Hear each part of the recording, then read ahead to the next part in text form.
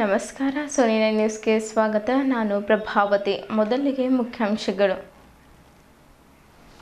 BJP ಜನಾಕ್ರೋಶ ಯಾತ್ರೆಯ ಅಂಗವಾಗಿ ಬೀದರ್ನಲ್ಲಿ ಏರ್ಪಡಿಸಿದ ಬಹಿರಂಗ ಸಭೆ ಉದ್ದೇಶಿಸಿ ಪಕ್ಷದ ರಾಜ್ಯ ಘಟಕದ ಅಧ್ಯಕ್ಷ ಬಿವೈ ವಿಜೇಂದ್ರ ಮಾತನಾಡುತ್ತಾ, ಸಿದ್ದರಾಮಯ್ಯ ಪ್ರಧಾನಿ ಮೋದಿ ಪಾದದ ಧೂಳಿನ ಸಮವಲ್ಲ ಎಂದು ವಾಗ್ದಾಳಿ ನಡೆಸಿದರು.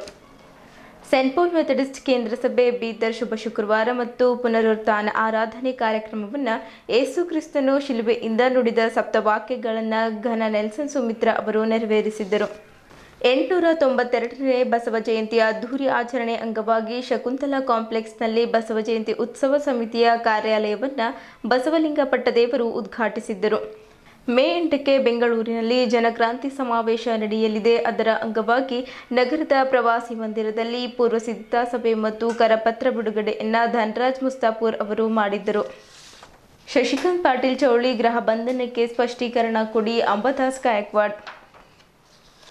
ಗುಡ್ ಫ್ರೈಡೆ ಅಂಗವಾಗಿ ಕರ್ನಾಟಕ ಕ್ರಿಶ್ಚಿಯನ್ ರಕ್ಷಣಾ ವೇದಿಕೆ ವತಿಯಿಂದ ಪ್ರತಿ ವರ್ಷದಂತೆ ಈ ವರ್ಷವೂ ಕೂಡ ಕ್ರೈಸ್ತ ಬಾಂಧವರು 40 ದಿವಸ ಉಪವಾಸಗೊಂಡಿರುವ ಕ್ರೈಸ್ತ ಬಾಂಧವರಿಗೆ ಮಜ್ಜಿಗೆ ವಿತರಣೆ ಮಾಡಲಾಯಿತು. ಪತ್ರಕರ್ತರ ಮೇಲೆ ಹಲ್ಲೆ ಮಾಡಿದ್ದ ಇನ್ನುಳಿದ 3 ಸಹ ಅಮಾನತು ಮಾಡಿ ಬಂಗ್ಲೆ ಮಲ್ಲಿಕಾರ್ಜುನ್. ಸುದ್ದಿಯ ವಿವರಗಳು. ಮುಖ್ಯಮಂತ್ರಿ ಸಿದ್ದರಾಮಯ್ಯನವರು ಪ್ರಧಾನಿ ನರೇಂದ್ರ ಮೋದಿ ಅವರ ಪಾದದ ಧೂಳಿನ ಸಮವಲ್ಲ ಎಂದು ಬಿಜೆಪಿ ರಾಜ್ಯ ಘಟಕದ ಅಧ್ಯಕ್ಷ ಬಿವೈ ವಿಜೇಂದ್ರ ಅವರು ವಾಗ್ದಾಳಿ ನಡೆಸಿದರು. ಬಿಜೆಪಿ ಜನಾಕ್ರೋಶ ಯಾತ್ರೆಯ ಅಂಗವಾಗಿ ನಗರದ ಛತ್ರಪತಿ ಶಿವಾಜಿ ಮಹಾರಾಜರ ವೃತ್ತದ ಸಮೀಪ ಏರ್ಪಡಿಸಿದ ಬಹಿರಂಗ ಸಭೆ ಉದ್ದೇಶಿಸಿ ಮಾತನಾಡಿದರು. ಸಿದ್ದರಾಮಯ್ಯನವರು ಪದೇ ಪದೇ ಮೋದಿ ಅವರ ವಿರುದ್ಧ ಮಾತನಾಡುತ್ತಾರೆ, ಅವರನ್ನ ಟೀಕಿಸುತ್ತಾರೆ. ಇದೆಷ್ಟು ಸರಿ? ಬಿಎಸ್ ಯಡಿಯೂರಪ್ಪನವರು ರೈತರ ಪರ ಬಜೆಟ್ ಮಂಡಿಸಿದ್ದರು. ಅವರನ್ನ ಈಗಲೂ ರೈತರು ಸಿದ್ದರಾಮಯ್ಯನವರೇ, ನಿಮ್ಮನ್ನ ಯಾವ ಕಾರಣಕ್ಕಾಗಿ ಜನ ನೆನಪಿಸುತ್ತಾರೆ ಎಂದು ಪ್ರಶ್ನಿಸಿದ್ದರು. ಸಿದ್ದರಾಮಯ್ಯನವರ 20 ತಿಂಗಳ ಅಧಿಕಾರದ ಅವಧಿಯಲ್ಲಿ ರಾಜ್ಯದಲ್ಲಿ 50ಕ್ಕೂ ಹೆಚ್ಚು ವಸ್ತುಗಳ ಬೆಲೆ ಏರಿಕೆ ಮಾಡಲಾಗಿದೆ. ಅವರು ಮಂಡಿಸಿದ ಬಜೆಟ್ ಪಾಕಿಸ್ತಾನದ ಬಜೆಟ್ ಅಥವಾ ಕರ್ನಾಟಕದ ಬಜೆಟ್ ಎಂಬುದರ ಬಗ್ಗೆ ಅನುಮಾನ ಮೂಡುತ್ತಿದೆ ಎಂದು ಗಂಭೀರ ಆರೋಪ ಮಾಡಿದ್ದರು. ಮುಂದುವರಿದು ಮಾತನಾಡುತ್ತಾ, ಪರಿಶಿಷ್ಟ ಜಾತಿ ಪರಿಶಿಷ್ಟ ಪಂಗಡದವರ ಸಾಮಾಜಿಕ ಆರ್ಥಿಕ ಕಲ್ಯಾಣಕ್ಕಾಗಿ ಮೀಸಲಿಟ್ಟಿದ್ದ ₹38,000 ಕೋಟಿ ಅನುದಾನ ದುರುಪಯೋಗ ಮಾಡಿದ್ದಾರೆ. ಬಿಜೆಪಿ ವಿರೋಧ ಪಕ್ಷವಾಗಿ ಸರ್ಕಾರದ ಜವಾಬ್ದಾರಿ ನೆನಪಿಸಲು ಜನಾಕ್ರೋಶ ಯಾತ್ರೆ ಹಮ್ಮಿಕೊಂಡಿದೆ ಎಂದು ಉದ್ದೇಶಿಸಿ ವಿವರಿಸಿದ್ದರು. ಕಳೆದ 20 ತಿಂಗಳಲ್ಲಿ ಸಿದ್ದರಾಮಯ್ಯನವರು ಈ ರಾಜ್ಯಕ್ಕೆ ಏನೂ ಮಾಡಿಲ್ಲ. ಎಲ್ಲ ವಸ್ತುಗಳ ಬೆಲೆ ಏರಿಕೆಯ ಕೆಲಸ ಮಾಡಿದ್ದಾರೆ. ರೈತ ವಿರೋಧಿಯಾಗಿ ನಡೆದುಕೊಂಡಿದ್ದಾರೆ. ಮುಂದಿನ 3 ವರ್ಷ ನಿರಂತರವಾಗಿ ಬೀದಿಗಿಳಿದು ಸರ್ಕಾರದ ವಿರುದ್ಧ ಹೋರಾಟ ನಡೆಸಿ ಸರ್ಕಾರಕ್ಕೆ ತಕ್ಕ ಪಾಠ ಕಲಿಸುತ್ತೇವೆ. ಮುಂದೆ ಯಾವಾಗ ಚುನಾವಣೆ ನಡೆದರೂ ನನ್ನ ಪಕ್ಷ ಪೂರ್ಣ ಬಹುಮತದೊಂದಿಗೆ ಅಧಿಕಾರಕ್ಕೆ ಬರಲಿದೆ ಎಂದು ವಿಶ್ವಾಸ ವ್ಯಕ್ತಪಡಿಸಿದ್ದರು. ವಿಧಾನ ಪರಿಷತ್ ಸದಸ್ಯ ಎನ್ ರವಿಕುಮಾರ್ ಮಾತನಾಡಿ, ಕರ್ನಾಟಕವು ಅತ್ಯಾಚಾರಿಗಳ ರಾಜ್ಯವಾಗಿ ಬದಲಾಗಿದೆ. ನಿತ್ಯ ದರೋಡೆಗಳು ನಡೆಯುತ್ತಿವೆ.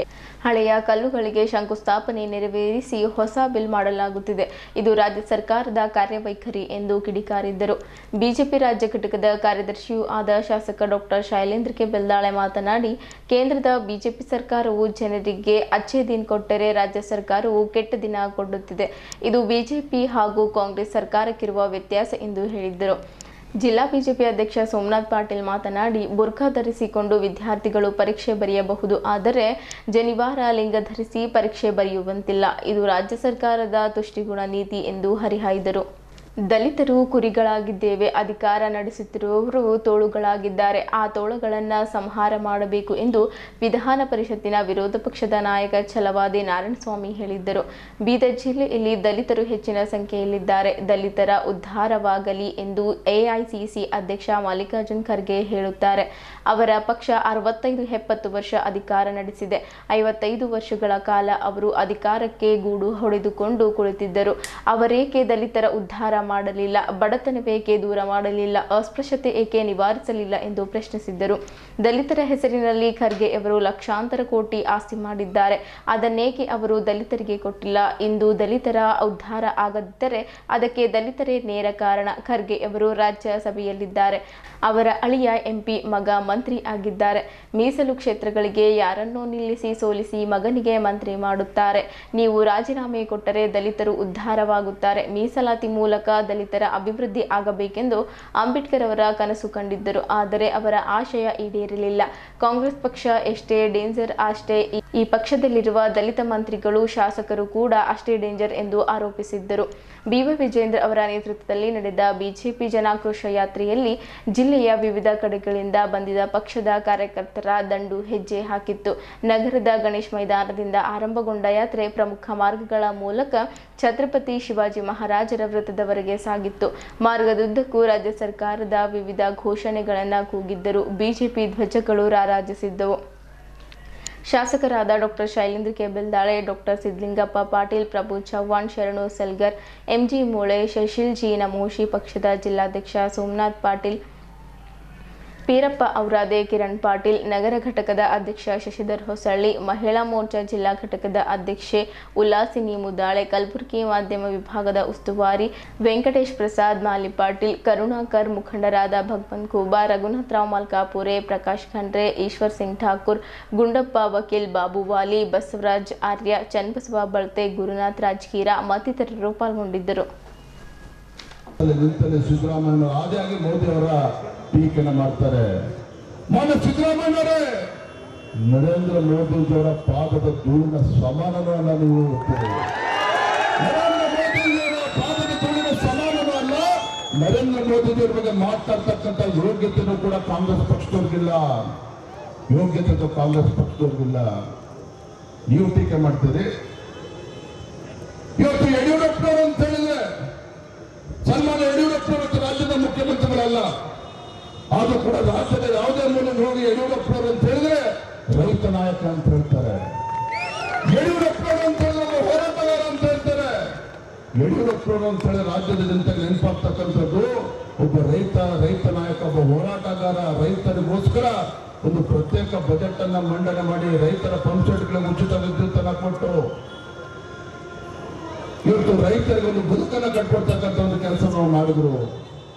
ಯಡಿಯೂರಪ್ಪ ಮುಖ್ಯಮಂತ್ರಿಗಳಿದ್ದಾಗ ಎಲ್ಲ ಜಾತಿ, ಎಲ್ಲ ಸಮುದಾಯ, ಎಲ್ಲ ವರ್ಗದ ಜನರಿಗೆ ನ್ಯಾಯವನ್ನು ಕೊಟ್ಟರು. ಭಾಗ್ಯಲಕ್ಷ್ಮಿ ಯೋಜನೆ ಕೊಟ್ಟರು, ಬೈಸಿಕಲ್ ಯೋಜನೆ ಕೊಟ್ಟರು.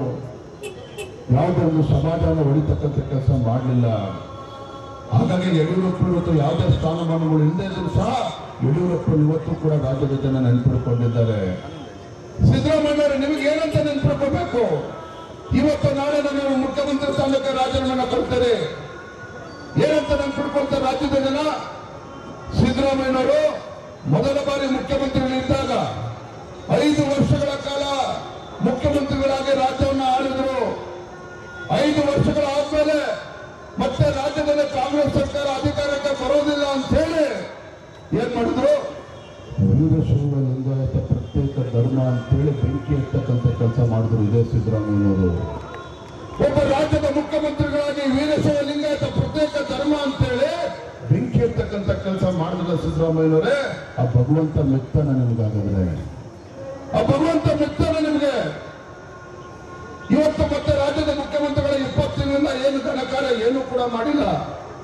ಬೆಲೆ ಏರಿಕೆ ಬಿಟ್ಟರೆ ಏನು ಕೂಡ ಮಾಡಿಲ್ಲ. ಪೆಟ್ರೋಲ್ ಮೇಲೆ 3 ರೂಪಾಯಿ, ಡೀಸೆಲ್ ಮೇಲೆ 500 ರೂಪಾಯಿ, ಹಾಲಿನ ಮೇಲೆ 9 ರೂಪಾಯಿ. ಯಾವ ರೈತ ತನ್ನ ಹೊಲಕ್ಕೆ ಪಂಪ್ಸೆಟ್ಗಳಿಗೆ ವಿದ್ಯುತ್ ಅನ್ನ ಪಡೆದುಕೊಳ್ಬೇಕು ಅಂತ ಹೇಳಿದ್ರೆ 25,000 ರೂಪಾಯಿ ಕಟ್ಟಿದ್ರೆ ಸಾಕಾಗ್ತಿತ್ತು. ಆದರೆ ಸಿದ್ದರಾಮಯ್ಯ ಬಂದ್ಮೇಲೆ 2.5 3 ಲಕ್ಷ ರೂಪಾಯಿ ಕಟ್ಟಬೇಕು. ಇದು ರೈತ ವಿರೋಧಿ ನೀತಿಯನ್ನು ಮಾಡ್ತಾ ಇದ್ದಾರೆ. ಹಿಂದೆ ಯಡಿಯೂರಪ್ಪ ಮುಖ್ಯಮಂತ್ರಿಗಳಿದ್ದಾಗ ನೆರೆ ರಾಯಚೂರು, ಕೊಪ್ಪಳ, ಬೀದರ್, ಬಳ್ಳಾರಿ ಯಡಿಯೂರಪ್ಪನ ಬಡವರ ಮನೆಯನ್ನ ಕಳ್ಕೊಂಡಾಗ ಕೇಂದ್ರ ಸರ್ಕಾರದ 1 ಲಕ್ಷ ರೂಪಾಯಿ ಕೊಟ್ಟರೆ ಯಡಿಯೂರಪ್ಪ 4 ಲಕ್ಷ ರೂಪಾಯಿ ಕೊಟ್ಟು 5 ಲಕ್ಷ ರೂಪಾಯಿ ಕೊಡ್ತಕ್ಕಂಥ ಕೆಲಸ ಯಡಿಯೂರಪ್ಪ ಮಾಡಿದ್ರು.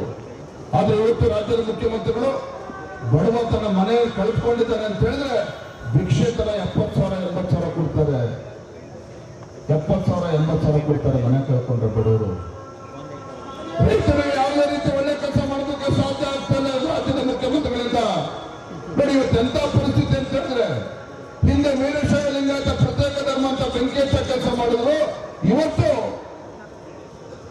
ಜಾತಿ ಜನಗಣತಿ ಅಂತ ಹೇಳ್ಕೊಂಡು ಮುಸಲ್ಮಾನರನ್ನ ಎತ್ಕಟ್ಟಿ ಹಿಂದೂಗಳಿಗೆ ಅಪಮಾನ ಮಾಡಿಕೊಂಡು ಇವತ್ತು ಹಿಂದೂಗಳು ಮತ್ತು ಮುಸಲ್ಮಾನರು ಮತ್ತೆ ಇವತ್ತು ವೈರತ್ವವನ್ನು ಸೃಷ್ಟಿ ಮಾಡ್ತಕ್ಕಂಥ ಕೆಲಸ ರಾಜ್ಯದ ಮುಖ್ಯಮಂತ್ರಿಗಳು ಮಾಡ್ತಾ ಇದ್ದಾರೆ ಸಿದ್ದರಾಮಯ್ಯನವರು.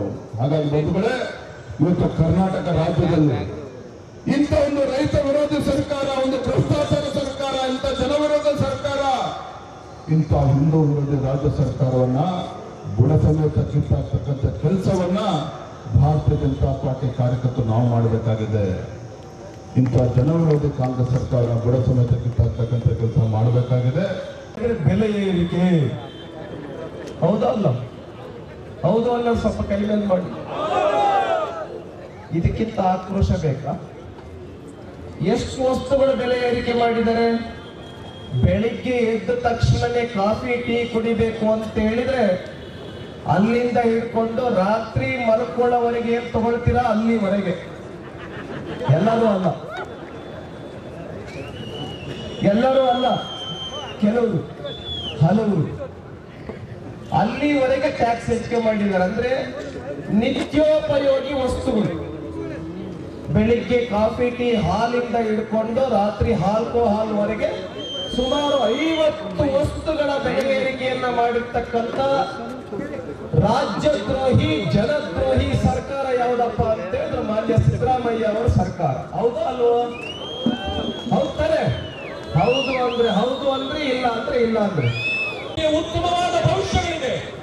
ಬಾಬಾ ಸಾಹೇಬ್ ಅಂಬೇಡ್ಕರ್ ಅವರು ಹೇಳಿದ್ದಾರೆ, ಕಾಂಗ್ರೆಸ್ ಸುಡುವ ಮನೆ, ನಿಮಗಲ್ಲಿ ಭವಿಷ್ಯ ಇಲ್ಲ, ನೀವಲ್ಲಿ ಹೋಗಬೇಡಿ ಅಂದ್ರೂ ಕೂಡ ಇನ್ನೂ ಯಾರೋ ಮಾತುಗಳು ಕೇಳಿಕೊಂಡು ಇನ್ನೂ ಕಾಂಗ್ರೆಸ್ಗೆ ಜೋತು ಬಿದ್ದಿದ್ದೀರಲ್ಲ.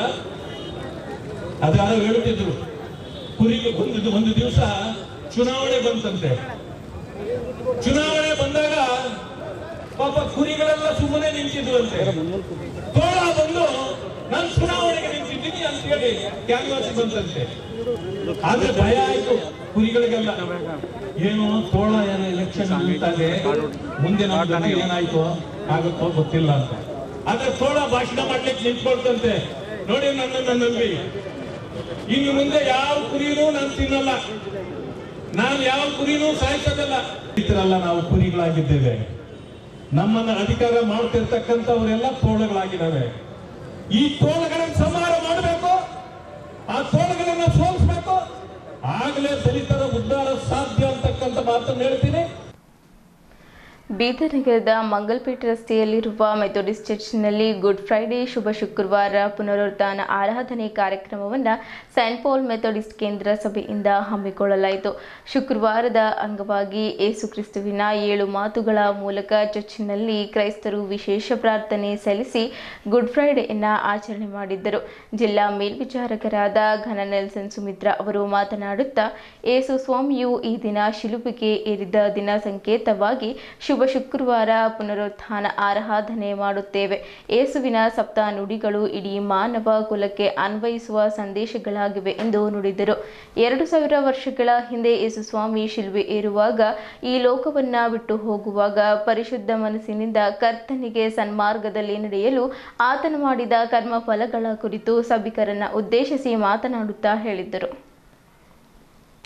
ಈ ಸಂದರ್ಭದಲ್ಲಿ ಘನ SL. Tukaram, miss Manjula Jacob, Shrimati Renuka Nelson, ಘನ ಮಾರ್ಟಿನ್ ಅಭಿಷೇಕ್, ಘನ Emmanuel Pradeep Kumar, Robert David, ಘನ ನೆಲ್ಸನ್ ಸುಮಿತ್ರಾ ಡಿಎಸ್, ಘನ ಜಾನ್ ರೂಫೆಸ್, ಸ್ಯಾಮ್ವೆಲ್ ರಾಜಪ್ಪ ಮತ್ತು Samson Devidas, Robert David, Uday Samuel ಮತ್ತು ನಥಾನಿಯಲ್ ಮರಿಯಪ್ಪ, ಸವಿತಾ ರೇಣುಕಾ ಅಮೃತ್ ಮತ್ತು Shashikala Ravidas, Simon Joshua PJ, Surekha Philemon Raj, Prem Kumar ಮತ್ತು ಯಶಪ್ಪ ಗಾದ್ಗಿ, ಸಂತಪ್ ಕುಮಾರ್ ಗುತ್ತೇದಾರ್ ಮತ್ತು ಸಂಗಡಿಗರು, ಇ ಕುಮಾರ್ ಮತ್ತು BK Sundar Raj, William Dennis, Joshua Mohan Das ಮತ್ತು ಸಂಗಡಿಗರು, ಪ್ರವೀಣ್ ಕುಮಾರ್ ಸುಕುಮಾರ್, ಸಂಜಯ್ ಜೆಸಿ ಮತ್ತು Nathaniel Mariyappa, Samson Devidas, doctor Anupama Elia, Praveen Kumar Vasantharaj, Jaisheela Manik ಮತ್ತು Noel Ashis, Shrimati Jayamani Jaisurya, BK Sundar Raj, Robert David, Michael Joseph ಸೇರಿದಂತೆ ಹಲವು ಗಣ್ಯರು, ಮುಖಂಡರು, ಮಕ್ಕಳು, ಮಹಿಳೆಯರು ಸೇರಿದಂತೆ ಇತರರು ಇದ್ದರು. Thank you.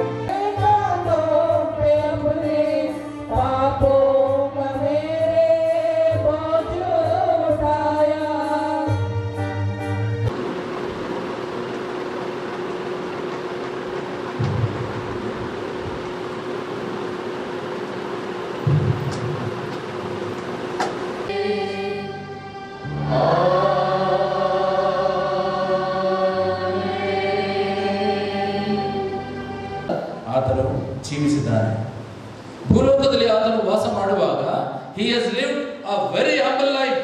ಆತನು ಬಹಳ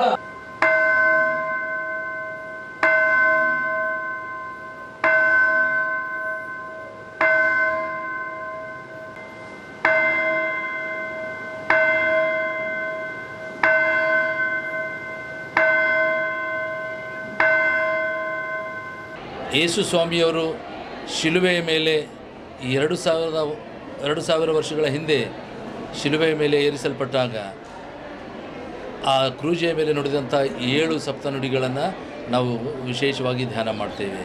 ಮತ್ತು 2000 ವರ್ಷಗಳ ಹಿಂದೆ ಯೇಸು ಸ್ವಾಮಿ ಮಾನವ ಕೋಟಿ ಕಲ್ಯಾಣಕ್ಕಾಗಿ ಮಾನವರನ್ನು ಅವರ ಪಾಪದಿಂದ ಬಿಡಿಸುವುದಕ್ಕಾಗಿ ಆತನು ಮಾನವನಾಗಿ ಭೂಲೋಕಕ್ಕೆ ಬಂದು ನಮ್ಮೆಲ್ಲರ ಜೊತೆಯಲ್ಲಿ ವಾಸ ಮಾಡಿ ಪ್ರತಿಯೊಬ್ಬೊಬ್ಬರ ಪರಿಸ್ಥಿತಿಗಳಲ್ಲಿ ಆತನು ಇದ್ದುಕೊಂಡು ಅದನ್ನು ತಿಳಿದುಕೊಂಡು ನಾನು ಮಾನವನಾಗಿದ್ದೇನೆ, ನನಗೆ ಭಾವನೆ ಇದೆ ಎನ್ನುವಂಥ ವಿಚಾರವನ್ನು ವ್ಯಕ್ತಪಡಿಸಿದ್ದಾನೆ. He was truly God and he was truly human being. ಅದು ಮಾತ್ರವಲ್ಲದೆ ಆತನು ಆ ಶಿಕ್ಷೆಯಿಂದ ನನ್ನನ್ನು ನಮ್ಮೆಲ್ಲರನ್ನು ಬಿಡಿಸುವುದಕ್ಕಾಗಿ ನಮ್ಮೆಲ್ಲರ ಪಾಪಗಳನ್ನು ತನ್ನ ಮೇಲೆ ತೆಗೆದುಕೊಂಡು ಆತನು ಆ ಕ್ರೂಜೆಯ ಮೇಲೆ ತನ್ನ ಪರಿಶುದ್ಧವಾದಂಥ ರಕ್ತವನ್ನು ಸುರಿಸಿದ್ದಾನೆ. ಯಾರ್ಯಾರು ಆತನಲ್ಲಿ ಆತನ ಶ್ರಮೆ ಮರಣಗಳಲ್ಲಿ ನಂಬಿಕೆ ಇಟ್ಟಿದ್ದಾರೋ ಅವರಿಗೆಲ್ಲ ಪಾಪದಿಂದ ಬಿಡುಗಡೆಯಾಗಿದೆ ಮತ್ತು ಅವರಿಗೆ ಒಂದು ವಿಶೇಷವಾದಂಥ ನೂತನವಾಗಿರುವಂಥ ಜೀವಿತ ಘೋಷಣೆಯಾಗಿದೆ ಮತ್ತು ಒಂದು ನಿರೀಕ್ಷೆಯ ಜೀವಿತ ಅವರಿಗೆ ಕೊಡಲ್ಪಟ್ಟಿದೆ. ಅದಕ್ಕೋಸ್ಕರ ನಾವು ಈ ಸಪ್ತ ನುಡಿಗಳನ್ನು ಧ್ಯಾನ ಮಾಡುವಾಗ ಅದರ ಅರ್ಥ ಉದ್ದೇಶಗಳನ್ನು ಅದ್ಭುತವಾದ ರೀತಿಯಲ್ಲಿ ತಿಳಿದುಕೊಂಡು ಅದು ನಮ್ಮ ಜೀವನದಲ್ಲಿ ಕೇವಲ ಕೇಳಿ ಬಿಡುವಂಥ ಮಾತುಗಳಲ್ಲ, ನಮ್ಮ ಜೀವನದಲ್ಲಿ ಅಳವಡಿಸಿಕೊಂಡು ಅದನ್ನು ನಮ್ಮ ಜೀವನದಲ್ಲಿ ಕಾರ್ಯರೂಪಕ್ಕೆ ತರುವಂಥದ್ದೇ ಒಂದು ಮುಖ್ಯವಾಗಿರುವಂಥ ಸಂದೇಶ ಆಗ್ತದೆ. ಈ ಒಂದು ಶುಭ ಶುಕ್ರವಾರದಲ್ಲಿ ಆತನು ನಮ್ಮನ್ನು ಪ್ರೀತಿ ಮಾಡಿದ್ರಿಂದ ನಮಗೆ ನಮ್ಮ ಪಾಪಗಳನ್ನು ಕ್ಷಮಿಸಿದ್ದಾನೆ, ತಂದೆಗೆ ಕೇಳಿಕೊಂಡಿದ್ದಾನೆ. ಪ್ರೀತಿ ಇದ್ದಲ್ಲಿ ಕ್ಷಮಾಪಣೆ ಇದೆ, ಕ್ಷಮಾಪಣೆ ಇದ್ದಲ್ಲಿ ಶಾಂತಿ ಸಮಾಧಾನ ಇದೆ. ಅದಕ್ಕೋಸ್ಕರ ನಿಮ್ಮೆಲ್ಲರಿಗೆ ತಿರುಗಿ ನೊಂದುವರ್ತಿ ಈ ಶುಭ ಶುಕ್ರವಾರದ ಆಶೀರ್ವಾದಗಳನ್ನು ಕೋರುತ್ತಾ ದೇವರು ನಿಮಗೆ ಶಾಂತಿ ಸಮಾಧಾನವನ್ನು ಕೊಡಲಿ ಎಂಬುದಾಗಿ ಹಾರೈಸುತ್ತಾ ಈ 2 ಮಾತುಗಳನ್ನು ಮುಕ್ತಾಯ ಮಾಡ್ತೇನೆ. 892ನೇ ಬಸವ ಜಯಂತಿ ಅದ್ದೂರಿ ಆಚರಣೆ ಅಂಗವಾಗಿ ಬೀದರ್ ನಗರದ ಮಡಿವಾಳ ವೃತ್ತದ ಬಳಿ ಇರುವ ಶಕುಂತಲಾ ಕಾಂಪ್ಲೆಕ್ಸ್ನಲ್ಲಿ ಬಸವ ಜಯಂತಿ ಉತ್ಸವ ಸಮಿತಿಯ ಕಾರ್ಯಾಲಯವನ್ನು ಇಂದು ಭಾಲ್ಕಿಯ ಪೂಜ್ಯ ಬಸವಲಿಂಗ ಪಟ್ಟದೇವರು ಉದ್ಘಾಟಿಸಿದರು. ಕಾರ್ಯಾಲಯವನ್ನು ಉದ್ಘಾಟಿಸಿ ಮಾತನಾಡಿದ ನಾಡೋಜ ಬಸವಲಿಂಗ ಪಟ್ಟದೇವರು ಬಸವ ಜಯಂತಿಯ ಲಿಂಗವಂತರಿಗೆ ತುಂಬಾ ವಿಶಿಷ್ಟ ಹಾಗೂ ದೊಡ್ಡ ಹಬ್ಬವಾಗಿದೆ. ಅಂತಹ ದೊಡ್ಡ ಹಬ್ಬದಂದು ಲಿಂಗಾಯತರು ತಮ್ಮ ಮನೆಗೆ ಸುಣ್ಣ ಬಣ್ಣ ಮಾಡಿ ಮಕ್ಕಳಿಗೆ ಹೊಸ ಬಟ್ಟೆ ತಂದು ವಿಜೃಂಭಣೆ ಆಚರಿಸಬೇಕು ಎಂದರು. ನಂತರ ಮಾಧ್ಯಮದವರೊಂದಿಗೆ ಮಾತನಾಡಿದ ಬೀದರ್ ದಕ್ಷಿಣ ವಿಧಾನಸಭಾ ಕ್ಷೇತ್ರದ ಶಾಸಕ ಶೈಲೇಂದ್ರ ಬಿಲ್ದಾಳೆ ರಾಜ್ಯದ ಸಮಸ್ತ ಜನತೆಗೆ ಬಸವ ಜಯಂತಿಯ ಶುಭಾಶಯಗಳು. ಅಧ್ಯಕ್ಷರಾದ ಜಯರಾಜ್ ಖಂಡ್ರೆ, ಖಜಾಂಚಿ ರಜನೀಶ್ ವಾಲಿ, ಪ್ರಧಾನ ಕಾರ್ಯದರ್ಶಿ ಸಂಜು ಪಾಟೀಲ್ ಅವರ ನೇತೃತ್ವದಲ್ಲಿ ಈ ಬಾರಿಯ ಬಸವ ಜಯಂತಿಯನ್ನ ಒಗ್ಗಟ್ಟಿನಲ್ಲಿ ಆಚರಿಸುವ ಭರವಸೆ ಇದೆ ಎಂದರು. ಸಮಿತಿ ಅಧ್ಯಕ್ಷರಾದ ಜಯರಾಜ್ ಖಂಡ್ರೆ ಮಾತನಾಡಿ ಬಸವ ಜಯಂತಿ ಅಂಗವಾಗಿ ಈ ಬಾರಿ 3 ದಿನಗಳ ಕಾಲ ಅದ್ದೂರಿ ಕಾರ್ಯಕ್ರಮಗಳನ್ನು ಹಮ್ಮಿಕೊಳ್ಳಲಾಗಿದ್ದು ಡಾಕ್ಟರ್ ಚನ್ನಬಸವ ಪಟ್ಟದೇವರ ರಂಗಮಂದಿರದಲ್ಲಿ ವೇದಿಕೆ ಕಾರ್ಯಕ್ರಮವನ್ನು ಹಮ್ಮಿಕೊಳ್ಳಲಾಗುವುದು ಎಂದು ಜಯರಾಜ್ ಖಂಡ್ರೆ ಅವರು ಹೇಳಿದ್ದರು. ಈ ಸಂದರ್ಭದಲ್ಲಿ ಅಕ್ಕ ಗಂಗಾಂಬಿಕೆ, ಶಿವಶರಣಪ್ಪ ವಾಲಿ, ಬಿಜಿ ಶೆಟ್ಕರ್, ಸೋಮಶೇಖರ್ ಪಾಟೀಲ್ ಗಾದ್ಗಿ, ಬಾಬು ವಾಲಿ, ಆನಂದ್ ದೇವಪ್ಪ, ಬಸವರಾಜ್ ಧನ್ನೂರ್, ವೈಜನಾಥ್ ಗಮಠಾಣೆ, ವಿಜಯ್ ಕುಮಾರ್, ಬಾಬು ದಾನಿ, ಬಸವರಾಜ್ ಮಿಠಾರೆ, ವಿಜಯ್ ಕುಮಾರ್ ಆನಂದೆ, ಬಸವರಾಜ್ ಪಾಟೀಲ್ ಹಾರೂರ್ಕೇರಿ, ಅರುಣ್ ಕುಮಾರ್, ಬಸವರಾಜ್ ಭತ್ಮುರ್ಗೆ, ರಾಜ್ಕುಮಾರ್ ಗನ್ಗೆ ಸೇರಿದಂತೆ ಹಲವು ಗಣ್ಯರು, ಮುಖಂಡರು ಇತರರು ಇದ್ದರು.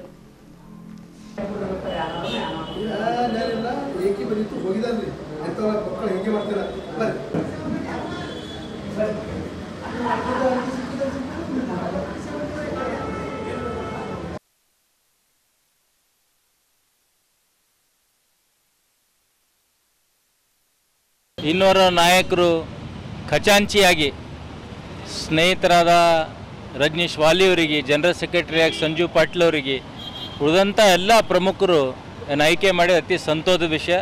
ಅವರ ನೇತೃತ್ವದಲ್ಲಿ ಸಮಾಜ ಇನ್ನಿಷ್ಟು ಬಲಿಷ್ಠ ಆಗಿ ಎಲ್ಲರೂ ಒಗ್ಗಟ್ಟಾಗಿ ದೊಡ್ಡ ಪ್ರಮಾಣದಲ್ಲಿ ಮೆರವಣಿಗೆ ಮುಖಾಂತರ ಇನ್ನಿತರ ಸಂಸ್ಕೃತಿ ಚಟುವಟಿಕೆಗಳು ನಡೆಸ್ತಾರ ಅಂತ ಭಾಳ ಆತ್ಮವಿಶ್ವಾಸದಿಂದ ಹೇಳಕ್ಕೆ ಇಚ್ಛಪಡ್ತೀನಿ. ಇವತ್ತಿನ ನಮ್ಮ ವಾಲಿಜಿಯವರ ಕಾಂಪ್ಲೆಕ್ಸಲ್ಲಿ ಪ್ರತಿ ವರ್ಷದಂತೆ ನೂತನ ಸಮಾಜದ ಸಮಿತಿಯ ಉತ್ಸವ ಸಮಿತಿಯ ಕಾರ್ಯಾಲಯ ಉದ್ಘಾಟನೆಗೆ ಪರಮ ಪೂಜ್ಯರಾದ ಡಾಕ್ಟರ್ ಬಸವಲಿಂಗ ಪಟ್ಟದೇವರು ಅವರ ಅಮೃತಸ್ಥಲಿ ನೆರವೇರಿತು.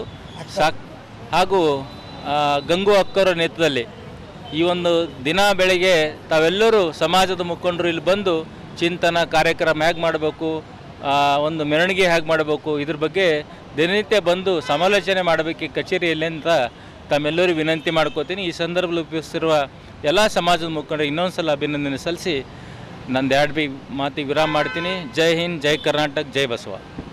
ಹಿಂದುಳಿದ ವರ್ಗದ ಆಯೋಗದ ವರದಿ ಸೋರಿಕೆಯಾಗಿ ಕೇವಲ 35 ಲಕ್ಷ ಲಿಂಗಾಯತರು ಅಂಥೇಳಿ ನಮೂದಿಸಲಾಗಿದೆ ಭಾಳಷ್ಟು ಪತ್ರಿಕೆಯಲ್ಲಿ ಬಂದಿದೆ. ಇದು ದುಃಖದ ಸಂಗತಿ.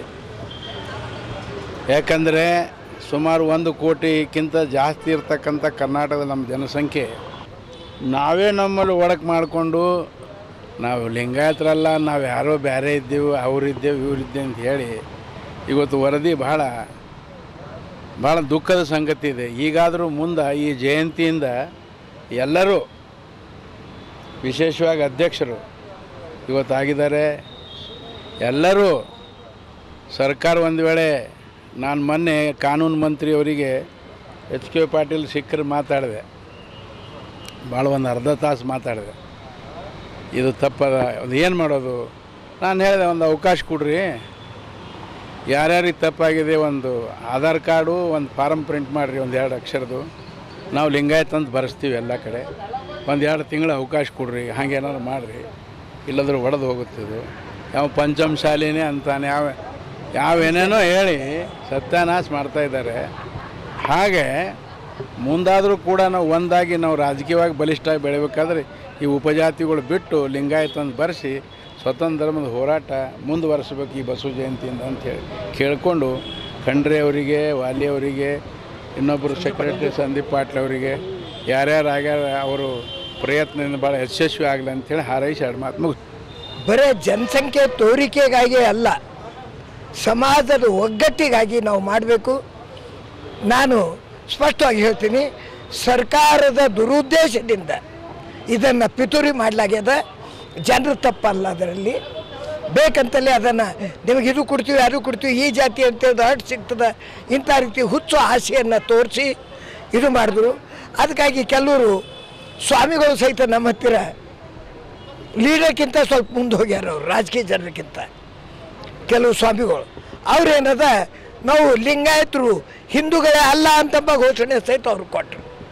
ಅಂದರೆ ರಾಜಕೀಯ ಜನರು ಯಾವ ರೀತಿ ಸ್ವಾರ್ಥವನ್ನು ಮಾಡ್ತಾರೋ ಅದಕ್ಕಿಂತಲೂ ಹೆಚ್ಚಿನ ಸ್ವಾರ್ಥ ಸ್ವಾಮಿಗಳು ಮಾಡ್ತಾ ಇದ್ದಾರೆ. ಆದರೆ ಜನರು ಜಾಗೃತ ಆಗಬೇಕು, ನಾವು ಒಂದಾಗಿ ಬರಬೇಕು. ಬಸವಣ್ಣವರು ಯಾವುದೇ ಜಾತಿಯನ್ನು ಕಟ್ಟಿಲ್ಲ, ಅವರು ಮಾನವತೆಯನ್ನು ಕಟ್ಟಿದ್ರು, ಮನುಷ್ಯರನ್ನು ಕಟ್ಟಿದ್ರು. ಯಾರಿಗೇನು ಓದ್ಲಿಕ್ಕೆ ಬರ್ತಿಲ್ಲ ಅವ್ರ ಕಡೆಯಿಂದ ವಚನ ಬರಲಿಕ್ಕೆ ಕಲಿತರು. ಕಾಶ್ಮೀರದಿಂದ ಜನರು ಬಂದರು, ಅಫ್ಘಾನಿಸ್ತಾನದಿಂದ ಜನರು ಬಂದರು, ಅಂಥವರೆಲ್ಲ ಬಂದು ಇಲ್ಲಿ ಕಾಯಕ ಮಾಡಿದ್ದವರು. ಅಂಥ ಮಹಾನ್ ಕಾರ್ಯಕ್ಕೆ ನಾವಿಲ್ಲಿ ಎಲ್ಲರೂ ಬಸವ ಜಯಂತಿ ದಿವಸ ಒಂದುಗೂಡಿ ಎಲ್ಲರೂ ಒಂದೇ ಆಗಿ ಸರಿಯಾದ ಮೆರವಣಿಗೆ. ಒಂದು ಮಾತು ನೆನ್ಪಿಡಬೇಕು, ಅವ್ರು ಹೆಂಗೆ ಮಾಡಿದ್ರು, ಇವ್ರು ಹೆಂಗೆ ಮಾಡಿದ್ರು, ಆ ಜಯಂತಿ ಹೆಂಗಂತ ವಿವೇಚನೆ ಮಾಡಲಾರ್ದೆ ನಾವು ಆದರ್ಶವಾಗಿರಬೇಕು. ನೋಡಿರಿ ಬಸವ ಜಯಂತಿ ಹೆಂಗಾಯ್ತು ಹಂಗೆ ಮಾಡಬೇಕು ಅಂತ ಜನರು ಮಾತಾಡಬೇಕು. ಆಫೀಸರ್ಗಳು ತಲೆಗೂ ಬರಬೇಕು, ಬಸವ ಜಯಂತಿ ಮಾಡಿದ್ರಂದ್ರೆ ಪೊಲೀಸರಿಗೂ ಕೆಲಸ ಇಲ್ಲ, ಅಧಿಕಾರಿಗಳಿಗೂ ಕೆಲಸ ಇಲ್ಲ, ಅಷ್ಟು ಶಿಸ್ತಿನಿಂದ ಮಾಡ್ತಾರ ಅಂತ ತೋರಿಸ್ಬೇಕು. ಮತ್ತು ಜನರು ಕಿವಿ ಒಡೆದು ಹೋಗಂಗೆ ಅಥವಾ ಅವ್ರ ಹೊಟ್ಟೆಗಿನ ಕೂಸು ಕೆಳಗೆ ಬೀಳಂಗೆ ನೀವು ಅವೆಲ್ಲ DJ ಹಚ್ಚಿ ಹಾಳು ಮಾಡಬಾರ್ದು. ಎಲ್ಲರೂ ಹಚ್ತಾರೆ, ಎಲ್ಲರೂ ಸಾಯ್ತಾರೆ, ನೀವು ಸಾಯ್ಬೇಡ್ರಿ. ಯಾಕಂದ್ರೆ ಬಸವಣ್ಣವರು ನಿಮಗೇನಾರ ಒಳ್ಳೆ ಉಪದೇಶ ಕೊಟ್ಟಾರೆ, ನೀವು ಆದರ್ಶ ಆಗ್ರಿ. ನೋಡ್ರಿ ಅಂಥ ದೊಡ್ಡ ಕಾರ್ಯಕ್ರಮ ಮಾಡಿದ್ರು ಅವರು DJ ಹಾಕಿಲ್ಲ, ಅವ್ರು ಕುಣಿದಿಲ್ಲ. ಇದನ್ನು ತೋರಿದ್ರೆ ಬಸವ ಜಯಂತಿ ಸಾರ್ಥಕ ಆಗ್ತದೆ. ಇಲ್ಲದ್ರೆ ಇದನ್ನು ಒಂದು ಬೇರೆ ರೀತಿಯ ಜಯಂತಿ ಆದಂಗೆ ಆಗ್ತದೆ. ಅದಕ್ಕೆ ಎಲ್ಲರೂ ಒಂದುಗೂಡಿ ಕಾರ್ಯ ಮಾಡಬೇಕು. ಒಂದೇ ಮಾತಾಡ. ಆದರೆ ಎಲ್ಲ ನನ್ನ ತಮ್ಮಂದರು ಬಂದು ಈ ಕಾರ್ಯಾಲಯಕ್ಕೆ ಉದ್ಘಾಟನೆಗೆ ನನಗೆ ಸಹಕಾರ ಮಾಡಿದ್ದಾರೆ. ಅದೇ ಥರ ಈ ಬರ್ತಕ್ಕಂಥ 28ನೇ ತಾರೀಕು ರಂಗಮಂದಿರದಲ್ಲಿ ಒಂದು ಒಳ್ಳೆಯ ಕಾರ್ಯಕ್ರಮ, ಅವತ್ತೇನಂದ್ರೆ ವೇದಿಕೆ ಕಾರ್ಯಕ್ರಮ ಮಾಡ್ತಾ ಇದ್ದೀವಿ. ಆ ವೇದಿಕೆ ಕಾರ್ಯಕ್ರಮ ನಮ್ಮೆಲ್ಲ ಜಿಲ್ಲೆಯೆಲ್ಲ ಮಂತ್ರಿಗಳಾಗಲಿ, ಶಾಸಕರಾಗಲಿ, ಪೂಜ್ಯರಾಗಲಿ, ನಮ್ಮೆಲ್ಲ ಬೀದರ ಗಣ್ಯರು, ಎಲ್ಲ ನನ್ನ ಅಕ್ಕ ತಂಗಿಯರು, ಎಲ್ಲ ಸಮಾಜದ ಎಲ್ಲ ಅಣ್ಣ ತಮ್ಮಂದಿರು, ಆ ಸಮಾಜ ಈ ಸಮಾಜ ಅಂತಿಲ್ಲ, ಎಲ್ಲರೂ ನಮ್ಮ ಬಸವಣ್ಣವರು ಹೇಳಿದ ಇವನಾರವನೆಂದೆನಿಸಿದಿರಯ್ಯ, ಇವ ನಮ್ಮವ ಅಂತ ಎನಿಸಿದ್ರಯ್ಯ ಅಂತ ಆ ವಚನದಲ್ಲಿ ನಾವು ಎಲ್ಲರೂ ಒಂದೇ, ಎಲ್ಲರೂ ಅಣ್ಣ ತಮ್ಮರಿದ್ದಪ್ಲೆ ಎಲ್ಲ ಧರ್ಮದವರು ಬಂದು 28, 29 2 ದಿವಸ 29ನೇ ತಾರೀಕು ದಿವಸ ಸಂಗೀತ ಕಾರ್ಯಕ್ರಮ ಇಟ್ಕೊಳ್ಳಲಾಗಿದೆ. ಇದೇ ಮತ್ತು 30ನೇ ತಾರೀಕಿಗೆ ಸಾಯಂಕಾಲ, ಯಾಕೆ ಬಿಸಿಲು ಜಾಸ್ತಿ ಇರೋದ್ರಿಂದ ಸಾಯಂಕಾಲ ಒಳ್ಳೆ ಭವ್ಯವಾದಂಥ ಮೆರವಣಿಗೆ. ಆ ಮೆರವಣಿಗೆಗೆ ತಾವು ಎಲ್ಲಕ್ಕಿಂತ ಜಾಸ್ತಿ ಯಾರಂದ್ರೆ ನೀವೇ ಪ್ರಚಾರ ಮಾಡೋರು. ನಾವು ಎಷ್ಟು ಪ್ರಚಾರ ಮಾಡೋದಕ್ಕಿಂತ ನೀವು ಪ್ರಚಾರ ಮಾಡೋದು ಭಾಳ ಆಗ್ತದೆ. ನೀವೆಲ್ಲ ಮಾಧ್ಯಮದವರು ನಾವು ಪ್ರಚಾರ ಮಾಡಿ ನಮಗೆಲ್ಲ ಸಹಕಾರ ನೀವು ತಾವು ಕೊಡಬೇಕು. ಅದೇ ರೀತಿ ನಮ್ಮೆಲ್ಲ ಗಣ್ಯರು ನಮಗೆ ಸಹಕಾರ ಕೊಡಬೇಕಂತ ಹೇಳಿ ನಾನು ಮಾತು ಮುಗಿಸ್ತೀನಿ. ಶರಣಾರ್ಥಿ. ಕೋಮುವಾದ ಧಿಕ್ಕರಿಸಿ ಸಂವಿಧಾನ ರಕ್ಷಿಸಿ ದಲಿತರ ಅಭಿವೃದ್ಧಿಗಾಗಿ ಜನಕ್ರಾಂತಿ ಸಮಾವೇಶ ಡಾಕ್ಟರ್ ಬಾಬು ಜಗಜೀವನ್ ರಾವ್ ಸಂಶೋಧನಾ ಕೇಂದ್ರ ಸುಮನಹಳ್ಳಿ ಮಾಗಡಿ ರಸ್ತೆಯಲ್ಲಿ ಬೆಂಗಳೂರು ಚಲೋ ಕಾರ್ಯಕ್ರಮ ಕುರಿತು ನಗರದ ಪ್ರವಾಸಿ ಮಂದಿರದಲ್ಲಿ ಪೂರ್ವ ಸಿದ್ಧತಾ ಸಭೆ ಮತ್ತು ಪೋಸ್ಟರ್ ಬಿಡುಗಡೆ ಮಾಡಲಾಯಿತು. ಪ್ರೊಫೆಸರ್ ವಿ ಕೃಷ್ಣಪ್ಪನವರ ಸ್ಥಾಪಿತ ಕರ್ನಾಟಕ ದಲಿತ ಸಂಘರ್ಷ ಸಮಿತಿ ಜಿಲ್ಲಾ ಸಂಚಾಲಕರಾದ ಧನ್ರಾಜ್ ಮುಸ್ತಾಪುರ್ ಅವರು ಸಂಘಟನೆಯ ಎಲ್ಲ ತಾಲೂಕುಗಳ ಸಂಚಾಲಕರು, ಸಂಘಟನಾ ಸಂಚಾಲಕರು ಹಾಗೂ ಪದಾಧಿಕಾರಿಗಳು ಎಲ್ಲರನ್ನ ಕಾರ್ಯಕ್ರಮಕ್ಕೆ ಆಗಮಿಸಿ ಯಶಸ್ವಿಗೊಳಿಸಬೇಕೆಂದು ಕರೆ ನೀಡಿದರು. ಮೇ 7 ಸಂಜೆ 5 ಗಂಟೆಗೆ ಬೀದರ್ ರೈಲ್ವೆ ನಿಲ್ದಾಣಕ್ಕೆ ಕಾರ್ಯಕರ್ತರು ಆಗಮಿಸಬೇಕೆಂದು ಇದೇ ವೇಳೆ ಕಾರ್ಯಕ್ರಮದ ಕರಪತ್ರವನ್ನು ಬಿಡುಗಡೆ ಮಾಡಲಾಯಿತು. ಈ ಸಂದರ್ಭದಲ್ಲಿ ಜಿಲ್ಲಾ ಮುಖಂಡರಾದ ಸಾಯಿ ಶಿಂದೆ, ವಿನೋದ್ ಶಿಂದೆ, ವಿಜಯ್ ಕುಮಾರ್ ಐಹೊಳೆ, ಜಯಪ್ರಕಾಶ್ ಅಷ್ಟೂರ್, ಮಲ್ಲಿಕಾರ್ಜುನ್ ಜನಕೆರೆ, ಘಾಳೆಪ್ಪ, ಬಸವರಾಜ್ ಲಾದ, ರಾಮಣ್ಣ ಗಡಿಕುಸ್ನೂರ್, ಆಕಾಶ್ ಶಿಂದೆ, ಬಸವರಾಜ್ ಬಾವಿದೊಡ್ಡಿ ಸೇರಿದಂತೆ ಇನ್ನಿತರರು ಮುಖಂಡರು ಉಪಸ್ಥಿತರಿದ್ದರು. ಡಾಕ್ಟರ್ ಬಾಬಾ ಸಾಹೇಬ್ ಅಂಬೇಡ್ಕರ್ ಅವರ 134ನೇ ಜಯಂತ್ಯೋತ್ಸವ ಅಂಗವಾಗಿ ಕೋಮುವಾದಿ ಧಿಕ್ಕರಿಸಿ ಸಂವಿಧಾನ ರಕ್ಷಿಸಿ ದಲಿತರ ಅಭಿವೃದ್ಧಿಗಾಗಿ ಜನಕ್ರಾಂತಿ ಸಮಾವೇಶವನ್ನು ರಾಜ್ಯ ಮಟ್ಟದ ಬೆಂಗಳೂರಿನಲ್ಲಿ ಕಾರ್ಯಕ್ರಮ ಹಮ್ಮಿಕೊಳ್ಳಲಾಗಿದೆ. ಕನ್ನಡ ದಲಿತ ಸಂಘರ್ಷ ಸಮಿತಿ ವತಿಯಿಂದ ಈ ಒಂದು ಕಾರ್ಯಕ್ರಮಕ್ಕೆ ನಮ್ಮ ಸಮಸ್ತ ಬೀದರ್ ಜಿಲ್ಲೆಯ ಎಲ್ಲ ಪದಾಧಿಕಾರಿಗಳು, ಎಲ್ಲ ನಮ್ಮ ಸಂಘಟಕರು, ಎಲ್ಲ ಡಾಕ್ಟರ್ ಬಾಬಾ ಸಾಹೇಬ್ ಅನುಯಾಯಿಗಳು ಎಲ್ಲರೂ ಕೂಡ ಒಂದು ಆ ಕಾರ್ಯಕ್ರಮಕ್ಕೆ ಸಜ್ಜಾಗಿ ಹೋಗಬೇಕಂದ್ರೆ ಇವತ್ತು ನಾವು ಸಭೆ ಕೂಡ ನಡೆಸಿದ್ದೇವೆ. ಆ ಸಭೆಯಲ್ಲಿ ಸುಮಾರು 100 ಜನ ಇಲ್ಲಿಂದ ನಮ್ಮ ಬೀದರಿಂದ ಬೆಂಗಳೂರಿಗೆ ರೈಲು ಮುಖಾಂತರ ಹೋಗಬೇಕಂತೇಳಿ ತೀರ್ಮಾನಿಸಲಾಗಿದೆ. ಅದರಿಂದ ಎಲ್ಲರೂ ಕೂಡ ಪತ್ರಿಕೆ ಮಾಧ್ಯಮದ ಮುಖಾಂತರ ತಮ್ಮೆಲ್ಲರಿಗೆ ತಿಳಿಸಲು ಬಯಸುತ್ತೇನೆ. ಕರೆಕ್ಟ್ ಏನಂದ್ರೆ ಎಲ್ಲ 5 ಗಂಟೆಗೆ ರೈಲ್ವೆ ನಿಲ್ದಾಣ ಬೆಂಗಳೂರು ಬೀದರ್ನಲ್ಲಿ ಎಲ್ಲರೂ ಸರಿಯಾದ ಸಮಯಕ್ಕೆ ಬಂದು ಆ ಒಂದು ಕಾರ್ಯಕ್ರಮಕ್ಕೆ ಹೋಗಿ ಯಶಸ್ವಿ ಮಾಡಿಕೊಳ್ಳೋಣ ಅಂತಕ್ಕಂಥ ಮಾತನ್ನು ಈ ಸಂದರ್ಭದಲ್ಲಿ ಹೇಳೋಕ್ಕೆ ಇಷ್ಟಪಡುತ್ತೇನೆ. ಡಾಕ್ಟರ್ ಬಾಬಾ ಸಾಹೇಬ್ ಅಂಬೇಡ್ಕರ್ ಅವರ 134ನೇ ಜಯಂತಿ ಅಂಗವಾಗಿ ಕೋಮುವಾದಿ ಧಿಕ್ಕರಿಸಿ ಸಂವಿಧಾನ ರಕ್ಷಿಸಿ ದಲಿತರ ಅಭಿವೃದ್ಧಿಗೆ ಜನಕ್ರಾಂತಿ ಸಮಾವೇಶವನ್ನು ನಮ್ಮ ದಲಿತ ಸಂಘರ್ಷ ಸಮಿತಿ ರಾಜ್ಯ ಮಟ್ಟದ ಒಂದು ಸಮಾವೇಶ ಕಾರ್ಯಕ್ರಮ ಹಮ್ಮಿಕೊಂಡಿದ್ದಾರೆ. ಈ ಕಾರ್ಯಕ್ರಮಕ್ಕೆ ಎಲ್ಲ ನಮ್ಮ ಸಂಘಟನೆಯ ಮುಖಂಡರುಗಳು ಹಾಗೂ ಎಲ್ಲ ನಮ್ಮ ದಲಿತದ ನ್ಯಾಯಿಗಳು ಎಲ್ಲರೂ ಬೃಹತ್ ಮಟ್ಟದಲ್ಲಿ ಭಾಗವಹಿಸಬೇಕಂಥೇಳಿ ಈ ಒಂದು ಸಮಾವೇಶವನ್ನು ಕ್ರಮ ಕೈಗೊಂಡಿದ್ದೆವು. ಹಾಗಾಗಿ ನಾವು ಕೂಡ ಬೀದರ್ ಜಿಲ್ಲಾ ಮಟ್ಟದಿಂದ 100 ಜನ ಭಾಗವಹಿಸುತ್ತೇನೆಂದು ಈ ಮೂಲಕ ತಿಳಿಸಲಾಗುತ್ತದೆ. ಈ ತಿಂಗಳ 16ರಂದು ಮುಖ್ಯಮಂತ್ರಿ ಸಿದ್ದರಾಮಯ್ಯನವರು ಬೀದರ್ಗೆ ಬರುವ ದಿನದಂದು ಬೆಳಗ್ಗೆ 5:30 ಗಂಟೆಗೆ ಮುಖಂಡರಾದ ಶಶಿಕುಮಾರ್ ಎಸ್, ಪೊಲೀಸ್ ಪಾಟೀಲ್ ಚೌಳಿ ಅವರನ್ನು ಪೊಲೀಸರು ಗೃಹ ಬಂಧನದಲ್ಲಿ ಇರಿಸಿರುವುದರ ಬಗ್ಗೆ ಸ್ಪಷ್ಟೀಕರಣ ನೀಡಬೇಕೆಂದು ಕರ್ನಾಟಕ ದಲಿತ ರಕ್ಷಣಾ ವೇದಿಕೆ ಜಿಲ್ಲಾ ಸಂಚಾಲಕ ಅಂಬಾದಾಸ್ ಗಾಯಕ್ವಾಡ್ ಒತ್ತಾಯಿಸಿದ್ದರು. ನಗರದ ಜಿಲ್ಲಾ ಪತ್ರಿಕಾ ಭವನದಲ್ಲಿ ಪತ್ರಿಕಾಗೋಷ್ಠಿ ಉದ್ದೇಶಿಸಿ ಮಾತನಾಡಿರುವ ಅವರು, ಮುಖ್ಯಮಂತ್ರಿಗಳು ಜಿಲ್ಲೆಗೆ ಬರುವ ಸಂದರ್ಭದಲ್ಲಿ ಈ ಜಿಲ್ಲೆಯ ಎಲ್ಲ ಸಾರ್ವಜನಿಕರಿಗೆ ಮುಖ್ಯಮಂತ್ರಿಗಳನ್ನ ಭೇಟಿ ಮಾಡುವ ಅವಕಾಶ ಸಿಗಬೇಕು. ಆದರೆ ಶಶಿಕುಮಾರ್, ಪೊಲೀಸ್ ಪಾಟೀಲ್ ಚೌಳಿ ಅವರು ಮುಖ್ಯಮಂತ್ರಿಗಳು ಬರುವ ಸಂದರ್ಭದಲ್ಲಿ ತಾನು ಹೋರಾಟ ಮಾಡುತ್ತೇನೆಂದು ಎಲ್ಲಿಯೂ ಹೇಳಿಲ್ಲ, ಯಾವುದೇ ಸರ್ಕಾರದ ವಿರುದ್ಧ ಸಹ ಮಾತನಾಡಿರಲಿಲ್ಲ. ಹೀಗಿರುವಾಗ ಅಂತಹ ನಿಷ್ಠಾವಂತ ನಾಯಕರನ್ನ ಗೃಹ ಬಂಧನದಲ್ಲಿರಿಸಿ ಜಿಲ್ಲೆಯಾದ್ಯಂತ ಸುತ್ತಾಡಿಸಿ ಮುಖ್ಯಮಂತ್ರಿಗಳು ಇಲ್ಲಿಂದ ನಿರ್ಗಮಿಸಿದ ಬಳಿಕ ಅವರನ್ನ ಬಿಡುಗಡೆ ಮಾಡುವ ಅನಿವಾರ್ಯ ಏನಿತ್ತು? ಚೌಳಿಯವರನ್ನ ಗೃಹ ಬಂಧನದಲ್ಲಿರಿಸಿ ಎಂದು ನಿಮಗೆ ಯಾರು ನಿರ್ದೇಶನ ನೀಡಿದ್ದರು? ಇದರ ಹಿಂದೆ ಯಾರ ಕೈವಾಡವಿದೆ? ಈ ಎಲ್ಲ ಪ್ರಶ್ನೆಗಳಿಗೆ ಜಿಲ್ಲಾ ಪೊಲೀಸ್ ಹಿರಿಯ ಅಧಿಕಾರಿಗಳು ಉತ್ತರಿಸಬೇಕೆಂದು ಹೇಳಿದರು. ಜಿಲ್ಲಾ ಉಸ್ತುವಾರಿ ಸಚಿವ ಈಶ್ವರ್ ಖಂಡ್ರೆ ಹಾಗೂ ಪೌರಾಡಳಿತ ಸಚಿವ ರಹೀಂ ಖಾನ್ ಇಬ್ಬರು ಪ್ರಶ್ನಾತೀತ ನಾಯಕರು. ಈ ವಿಚಾರವಾಗಿ ಅವರಿಬ್ಬರ ಮೇಲೆ ಆಪಾದನೆ ಹೊರಿಸುತ್ತಿರುವುದರಲ್ಲಿ ಹುರುಳಿಲ್ಲ. ಈಶ್ವರ್ ಖಂಡ್ರೆ ಒಬ್ಬ ಅಜಾತಶತ್ರು, ರಾಜ್ಯದ ಚುಕ್ಕಾಣಿ ಹಿಡಿಯುವ ಮುಖಂಡರು. ಚೌಳಿಯವರನ್ನ ಬಂಧನದಲ್ಲಿ ಇರಿಸಲು ಈಶ್ವರ್ ಖಂಡ್ರೆ ಅವರು ನಿರ್ದೇಶಿಸಿದ್ದಾರೆ ಎಂಬುದು ಸತ್ಯಕ್ಕೆ ದೂರವಾದ ವಿಷಯ. ಅವರ ಹೆಸರಿಗೆ ಮಸಿ ಬಳಿಯುವ ಕೆಲಸ ಪೊಲೀಸರು ಮಾಡಿದ್ದಾರೆ. ಇದನ್ನು ಸಾರ್ವಜನಿಕರಿಗೆ ಸ್ಪಷ್ಟಪಡಿಸಬೇಕು. ಸಚಿವರನ್ವಯ ಮೇಲೆ ಬಂದಿರುವ ಮಾಡಿರುವ ಈ ಸುಳ್ಳು ಆರೋಪಕ್ಕೆ ಉತ್ತರ ಸಿಗಬೇಕು ಎಂದು ಆಗ್ರಹಿಸಿ ಗಾಯಕ್ವಾಡ್ ಅವರು ಇದನ್ನು ಕೂಡಲೇ ಸ್ಪಷ್ಟಪಡಿಸದಿದ್ದಲ್ಲಿ ಪೊಲೀಸರ ವಿರುದ್ಧ ಜಿಲ್ಲೆಯಾದ್ಯಂತ ಎಲ್ಲ ದಲಿತ ಪರ ಸಂಘಟನೆಗಳು ಸೇರಿ ಹೋರಾಟ ಮಾಡುವುದಾಗಿ ಎಚ್ಚರಿಸಿದರು.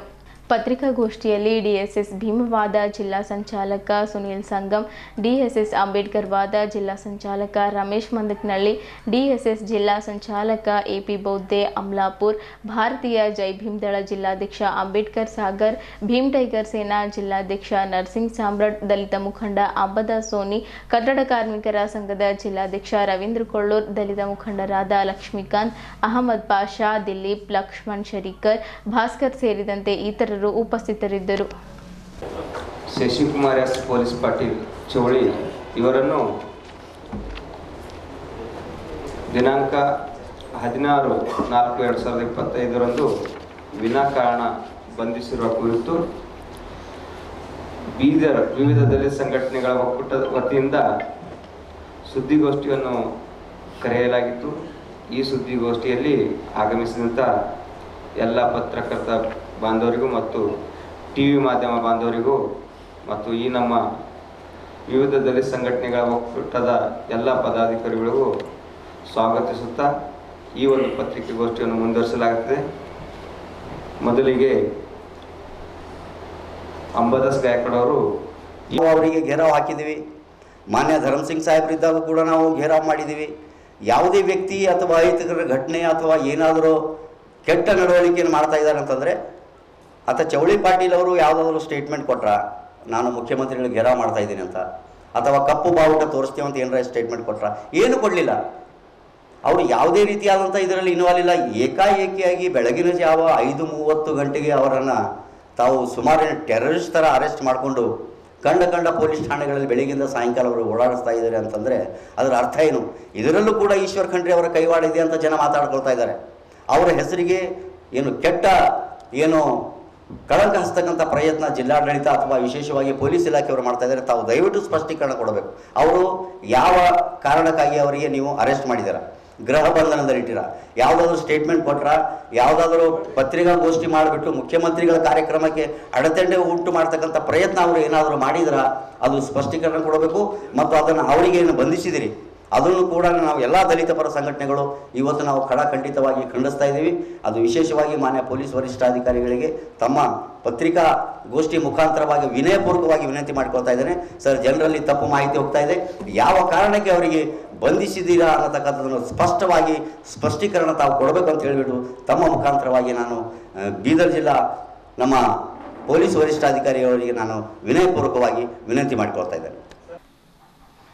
ಬೀದರ್ ನಗರದ ಮಂಗಲ್ಪೇಟ್ ಚರ್ಚ್ ಬಳಿ ಪ್ರತಿ ವರ್ಷದಂತೆ ಈ ವರ್ಷವೂ ಕೂಡ ಕರ್ನಾಟಕ ರಕ್ಷಣಾ ವೇದಿಕೆ ಜಿಲ್ಲಾಧ್ಯಕ್ಷರಾದ ಅನಿಲ್ ನಿಡೋದ ಅವರ ನೇತೃತ್ವದಲ್ಲಿ ಗುಡ್ ಫ್ರೈಡೆ ಶುಭ ಶುಕ್ರವಾರ ಅಂಗವಾಗಿ ಕ್ರೈಸ್ತ ಬಾಂಧವರು 40 ದಿನಗಳ ಕಾಲ ಉಪವಾಸ ಮಾಡುತ್ತಾರೆ. ಈ ಶುಕ್ರವಾರದಂದು ಯೇಸು ಸ್ವಾಮಿಯಲ್ಲಿ ವಿಶೇಷ ಪ್ರಾರ್ಥನೆ ಸಲ್ಲಿಸುತ್ತಾರೆ. ಕ್ರೈಸ್ತ ಬಾಂಧವರ ಬಾಯಾರಿಕೆಯನ್ನು ನೀಗಿಸಲು ಮಜ್ಜಿಗೆಯನ್ನು ವಿತರಿಸುವ ಮೂಲಕ ಯೇಸುವಿನಲ್ಲಿ ಪ್ರಾರ್ಥನೆ ಸಲ್ಲಿಸುತ್ತೇವೆ ಎಂದು ನುಡಿದರು. ಸುಮಾರು 3-4 ವರ್ಷಗಳಿಂದ ಸತತವಾಗಿ ನಮ್ಮ ಸಂಘಟನೆ ವತಿಯಿಂದ ಈ ಮಜ್ಜಿಗೆ ವಿತರಣೆ ಕಾರ್ಯಕ್ರಮವನ್ನು ಹಮ್ಮಿಕೊಳ್ಳುತ್ತಿದ್ದೇವೆ. ಪ್ರಮುಖರಾದ ರಾಜು ಕೊಳಾರ್, ರೋಬೇಂದ್ ಮೋಜೆ ಸೇರಿದಂತೆ ಹಲವರು ಈ ಕಾರ್ಯಕ್ರಮದಲ್ಲಿ ಭಾಗವಹಿಸಿದ್ದಾರೆ ಎಂದು ಮಾತನಾಡುತ್ತಾ ಹೇಳಿದರು.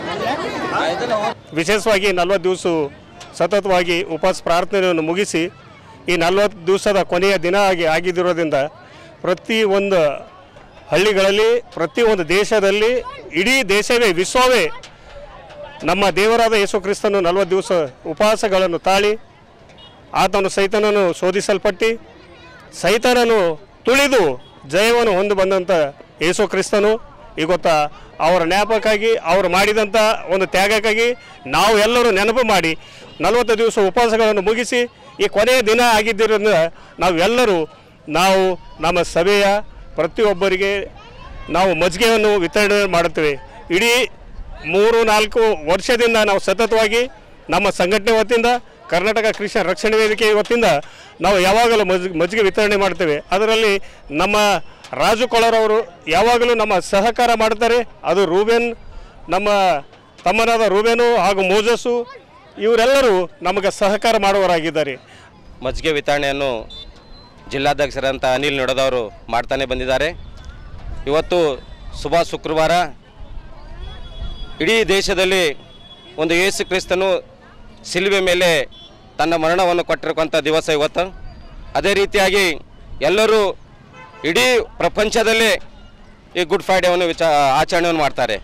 ಯಾಕಂದರೆ ಯೇಸು ಕ್ರಿಸ್ತನು ಈ ಲೋಕದಲ್ಲಿ ಸತ್ತು ಪುನಃ ಮತ್ತೆ ಜೀವಿತವಾಗಿರುವಂಥ ಇದು ಶುಭ ಶುಕ್ರವಾರ ಮತ್ತು ಈಸ್ಟರ್, ಮುಂದೆ ಬರುವಂಥ ಈಸ್ಟರ್ ಸಂಡೇ ಆಚರಣೆ ಮಾಡ್ತೇವೆ.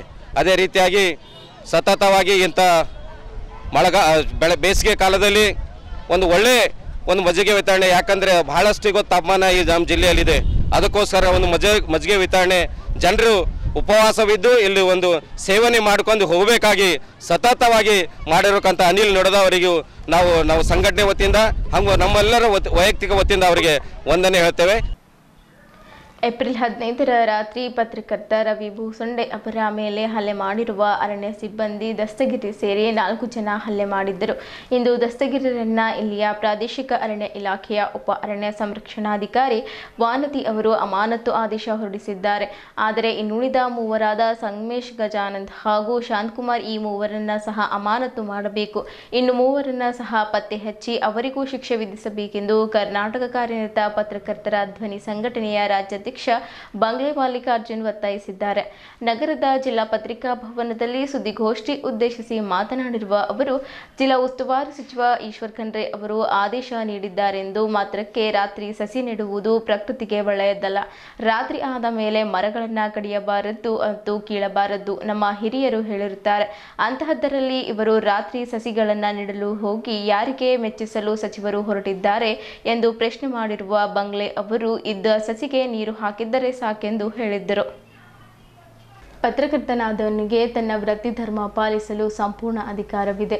ನಮ್ಮ ಅಧಿಕಾರ ಹವನ ಮಾಡುವ ಹಕ್ಕು ಯಾರಿಗೂ ಇಲ್ಲ. ಅಂತಹದ್ದರಲ್ಲಿ ಪತ್ರಕರ್ತ ರವಿ ಸುದ್ದಿ ಮಾಡಲು ಮುಂದಾದರೆ ಮನಬಂದಂತೆ ಅವನ ಮೇಲೆ ಹಲ್ಲೆ ಮಾಡುವುದು, ಜಾತಿ ನಿಂದನೆ ಮಾಡುವ ಮೂಲಕ ಇಡೀ ಅಧಿಕಾರಿ ವರ್ಗದ ಮಾನಹರಾಜು ಮಾಡಿರುವ ತಪ್ಪಿತಸ್ಥ ಎಲ್ಲರ ಮೇಲೂ 307 ಹಾಗೂ ಕಿಡ್ನಾಪಿಂಗ್ ಕೇಸ್ ದಾಖಲಿಸಬೇಕಿತ್ತು. ಆದರೆ ಪೊಲೀಸ್ ಅಧಿಕಾರಿಗಳು ನಂಬಿಕೆ ವಾಸ್ತೆ ಕೇಸ್ ದಾಖಲಿಸಿರುವುದಕ್ಕೆ ಯಾವ ಒತ್ತಡವಿದೆ ಎಂದು ಪ್ರಶ್ನೆ ಮಾಡಿರುವ ಅವರು, ಕೂಡಲೇ ಹಲ್ಲೆ ಎಸಗಿದ್ದ ಇನ್ನುಳಿದ ಮೂವರ ಮೇಲೆ ಅಮಾನತು ಶಿಕ್ಷೆ ಆಗಬೇಕು.